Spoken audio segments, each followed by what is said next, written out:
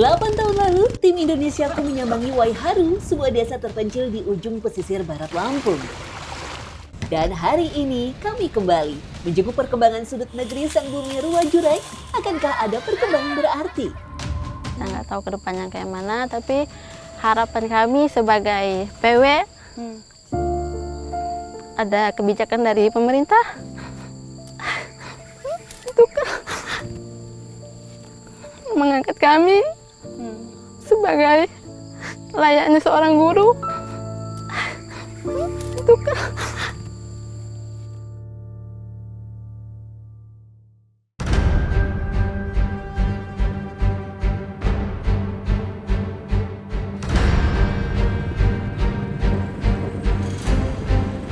Perjalanan dimulai dari Pekon alias Desa Sumberjo di wilayah Waiheni, Kabupaten Pesisir Barat.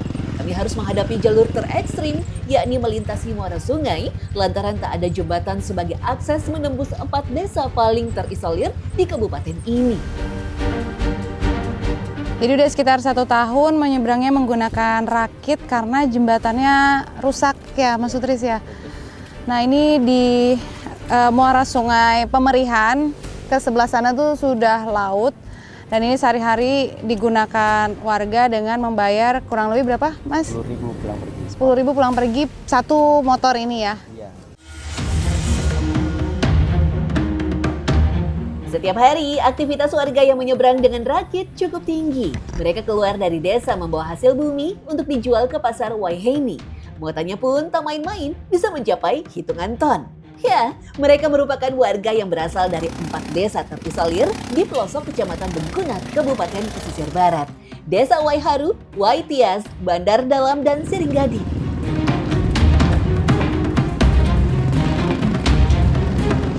Mencapai lintas Waiharu yang menjadi jalan penyambung antara 4 desa terasa cukup menantang. Secara geografis, desa-desa ini beririsan dengan Taman Nasional Bukit Barisan Selatan, TNBBS, sehingga kami harus melewati hutan lindung. Namun jika pantai surut, warga melewati jalur pantai demi mempersingkat waktu. Berapa cepat motongnya kurang lebih? Perkiraan ya sekitar setengah jam. Oh lumayan ya. Ya, kalau lewat atas perkiraan 1 jam, kalau lewat bawah setengah jam. Hati Mas ya, saya agak ngeri nih kayak gini, ngeri licin gitu. Tapi aman, Pak. Aman ya? Ya. Kami melintasi tepian pantai Pemerihan hingga Karangjangu sepanjang 3 km. Di titik ini kami sudah memasuki wilayah Desa Bandar Dalam, desa pertama sebelum Waiharu, Waitias, dan Siringgadi. Sekarang lagi istirahat dulu, sebentar ngelurusin kaki. Karena tadi habis ngelewatin medan yang ngeri-ngeri sedep ya pinggir pantai. Nah dari sini masih ada kurang lebihnya 1,5 jam sampai di Waiharu. Gimana Cang? Udah terflashback belum? Karena tahun 2018 Encang nih yang kesini nih. Gimana? Apa yang bedanya yang dulu dan sekarang? Saya tuh tahun 2018 ya. 2018 terakhir kesini itu kondisi masih sama, nggak ada yang berubah. Ini warung yang itu saya tempat makan siang di sini. Ingat Sama Rivo berhenti di sini. Iya. Ya, Andri alias Encang dulu bersama Rivo Pahlevi pernah meliput wilayah ini 8 tahun lalu. Dan sekarang Encang ditegaskan menemani saya melihat perkembangan daerah ini setelah seminggu berlalu. Namun tampaknya sama seperti penilaian Encang, kondisi daerah ini masih tak berubah. Lihat saja, abang-abang ojek yang mengantar kami mulai memasang rantai di ban motor karena medan yang akan dilalui adalah jalur darat yang penuh lumpur.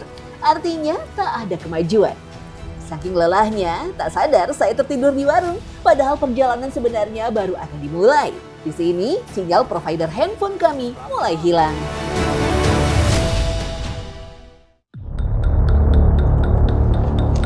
Pada 2018, tim Indonesia Encang dan Rivo masuk wilayah Waiharu dengan berjalan kaki dan membawa barang menggunakan sapi. Dulu, warga lokal tak ada yang berani melintasi jalur ini dengan motor, apalagi di musim hujan.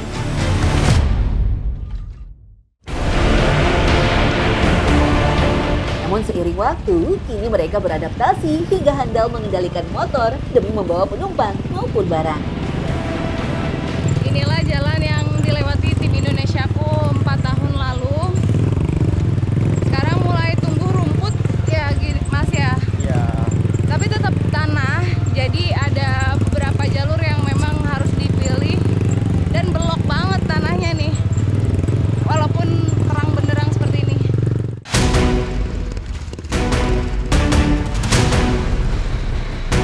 Lokasi ini menjadi salah satu yang terparah sebelum tiba di Waiharu, sekaligus juga menandakan setengah perjalanan telah kami tempuh. Ini udah hampir lewat setengah hari, kita belum sampai.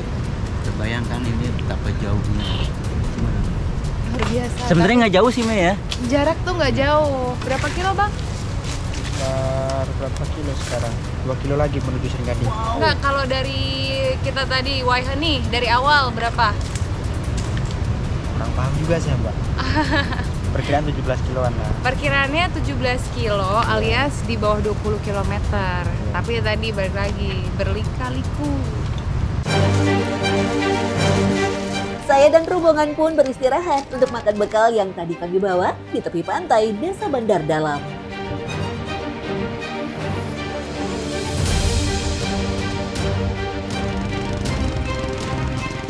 Bayangkan, jarak tempuh 20 km saja membutuhkan waktu sekitar 30 menit sampai 1 jam untuk mobil ataupun motor, tergantung kondisi kelancaran lalu lintas. Namun tidak demikian di kawasan desa terpencil seperti ini. Buktinya, untuk jarak tempuh kurang dari 20 km, kami sudah menghabiskan waktu sampai setengah harian. Akhirnya kami sampai juga di Waiharu. Desa yang dihuni lebih dari 1.100 jiwa ini rupanya masih sama dengan 1 windu lalu. Bahkan cenderung lebih parah. Gimana, Cang? Ada perubahan apa 4 tahun lalu dan sekarang? Ini kayak jalanannya makin rusak deh, Pak. Dulu masih enak deh jalanannya, nggak terlalu berlobang-lobang, masih rata, walaupun berumput ya. Waktu itu nginep di mana, Cang? Itu deket PLTS, Bu. Sekarang gimana, Bu, dari perbedaannya mungkin ya, sisi perbedaan menurut Ibu 2018 dan sekarang di sini seperti apa? Enggak, masalah jalan tetap kayak biasa. Gimana? Enggak ada. Biasa saja. Besek kayak tetap becek. Setiap ada perubahan dikasih janji, ya. Sama namanya makan janji itu apa? Hampa. Jangan kita diam aja. Kalau kita butuh apa-apa ya keluar ke pasar. Masyarakat Waiharu rupanya masih hidup dalam harapan semu. Mereka hanya bisa pasrah lantaran tak bisa berbuat apa-apa. Saya waktu itu.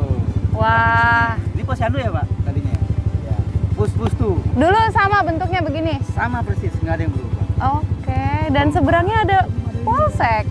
Oh, ini belum ada. Oh, ini belum ada, ini baru ya?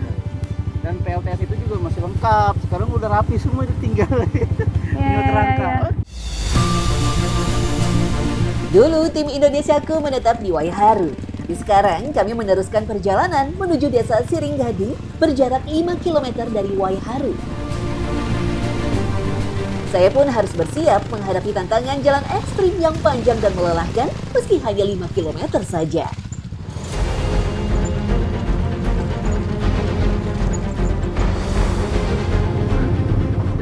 Ini antar desa ya, kita dari Waiharu ke Seringading.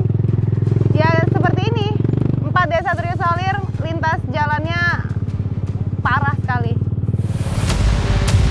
Lumpurnya Masya Allah. Ah! Ah! Ah! Saya turun aja. Saya bantu aja.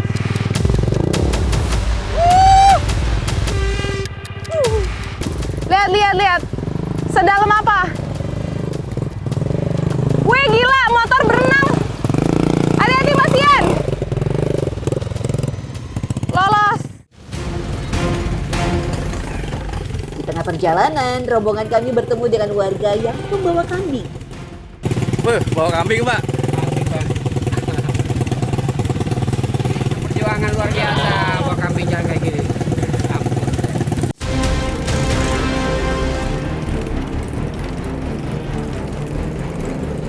Perjalanan melintasi medan luar biasa menjadi keseharian yang dihadapi warga.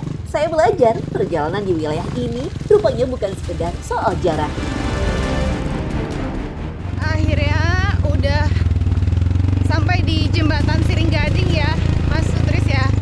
Ini penanda bahwa kita sampai di desa Seringading. Jadi satu lagi jembatan gantung yang harus kita laluin itu pembatas antara desa Waiharu dan desa Seringading.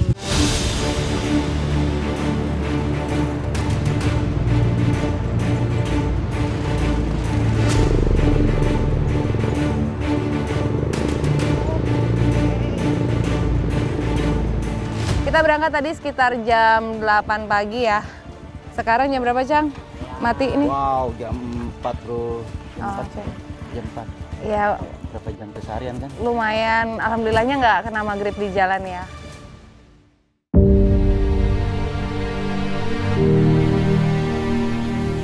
Gak sedikit nih dari tayangan Indonesiaku yang menanyakan saya dan teman-teman Indonesiaku kalau ke pelosok nginep di mana sih? Kali ini di rumah keluarga Pak Warno berdasarkan rekomendasi warga setempat. Saya mau memperlihatkan juga di dalam kamar mandi seperti apa kondisinya.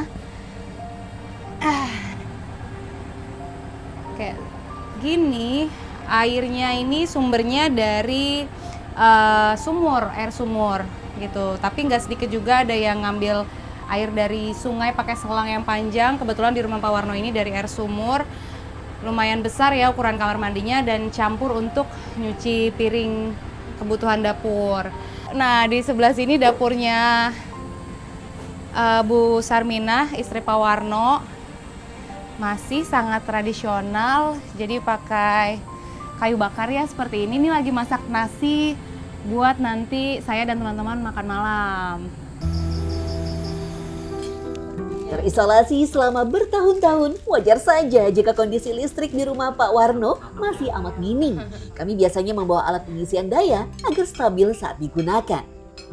Di sini kamar utama buat Pak Warno dan istri. Nah, di sini nih ada si Encang yang lagi ngecas-ngecas. Kalau malam tuh kayak gitu ya, Cang.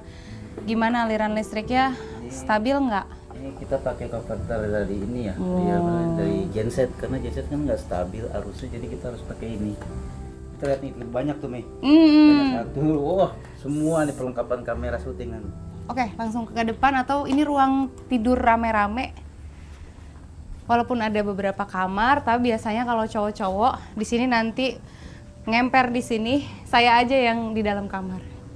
Nanti malam saya beristirahat. Udah beberapa yang ini ya agak berantakan, memang maaf. Saya pisah-pisahin barang dulu. Dan ini kayak gini buat menghindari nyamuk, oke?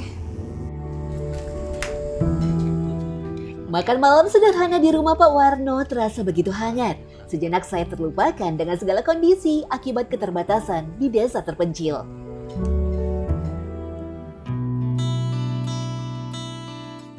Infrastruktur buruk tentu saja berpengaruh pada sektor pendidikan yang menjadi jantung kehidupan bagi Nada. Wanita 32 tahun ini mengabdikan dirinya sebagai guru SD Negeri 25 Krui Waiharu. Padahal Nada sudah menjadi warga Siringgading sejak berkeluarga. Setiap pagi, baik Nada maupun anak-anak sekolah tetap bersemangat meski harus berjalan kaki menuju sekolah. Kalian tiap hari ya kayak gini? Ini kemana sepatunya? Oh gitu. Kenapa milih nyeker sepatunya di tas? Kotor, becek. Kalau jam segini berangkat nyampe sekolah jam berapa?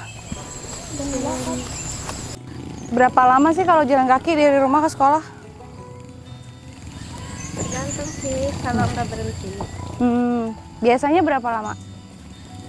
Paling setengah jam. Setengah jam. Makasih banyak ya, Nena. Kami pun harus berpisah lantaran berbeda arah. Berjalan kaki ke sekolah menjadi rutinitas Nada karena tak ada pilihan lain yang lebih baik. Kondisi jalan sangat tak memadai untuk kendaraan, terutama saat musim penghujan. Campur. Ini Ibu tiap hari ya kayak begini ya? Tiap hari. Saya aja ini udah Capek ya, Bu. udah Ya? ngos-ngosan. Beginilah saya, Bu.